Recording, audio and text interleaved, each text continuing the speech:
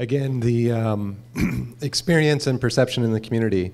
I know that you've already spoken a little bit to people perceiving City Year as the jumping jacks, and to reflect what Jami and Chris both said, you've adjusted, or City Year has adjusted what they've done to help alter that perception in a more favorable way to what the core of the organization is. For example, City Year people being ambassadors on the buses, and being in the schools, you have a few different audiences that your brand speaks to. How do the children in the schools perceive City Year versus what the rest of us see, which is this organization that's out there? Well, it's interesting.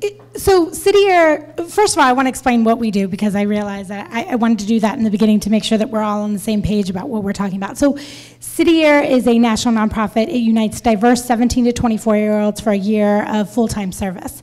Specifically, we work in K through 12 schools, keeping kids in school and on track to successful high school graduation.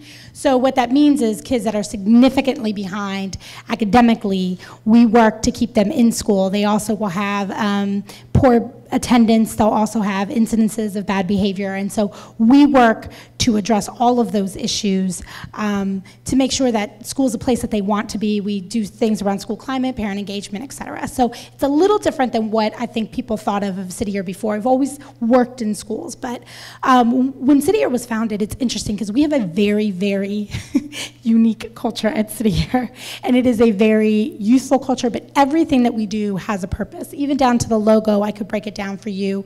The name comes from everyone has a junior year, senior year of high school or college, and everyone should have a City Year, where the city's your classroom. You learn from hands-on experience. And so, you know, a lot of people don't know that. They don't know the purpose of wearing the red jacket was really one of our hallmarks is that we're bringing together diverse people. And when City Year was founded in 1988, it was founded originally in Boston, where there was huge racial discourse.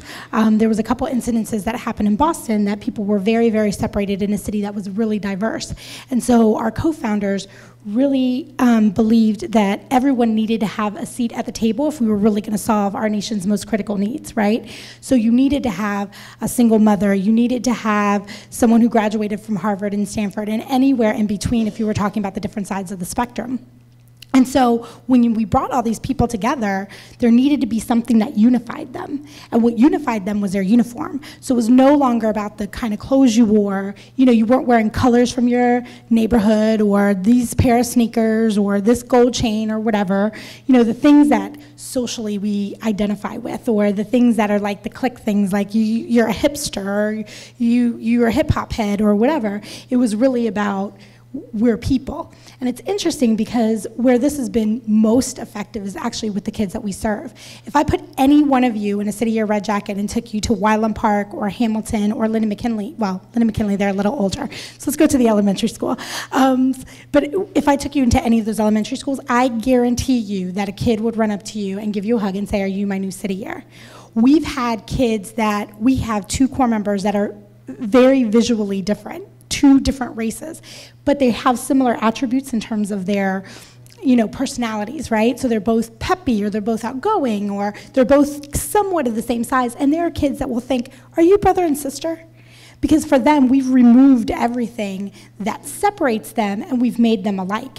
And so what we found is that that also helps us in terms of continuity when you're talking about brand recognition, right? So when you could be from Alaska and come do City Year in Columbus, and we'll put you on a COTA bus and people say, "Oh, hey, City Year." Or you walk into the school and instantly kids are like, "Hey, City Year." You know, or walking around neighborhoods that are, you know, pretty tough neighborhoods. I mean, we found that, you know, the kids who are on the corner who give everybody else a hard time don't give our City Year core members a hard time because they know what they're there for and they understand what City Year is. And so I think it was a total accidental thing that we did. Our co-founders at the, you know, wise age of 25 were not like, "Aha, this later on will help us in brand recognition." No, they thought, it was a tool that was a cultural tool that later on we found, oh, we were so smart on so many levels when we did this, you know. So I think that's really where we have, for them, when you're talking about the emotional connection, and you're talking about really getting down to like the core of who we are as an organization, it has fit its purpose and been most effective almost in anything else that we've done. You know, it's when you start to get outside of that that makes it difficult.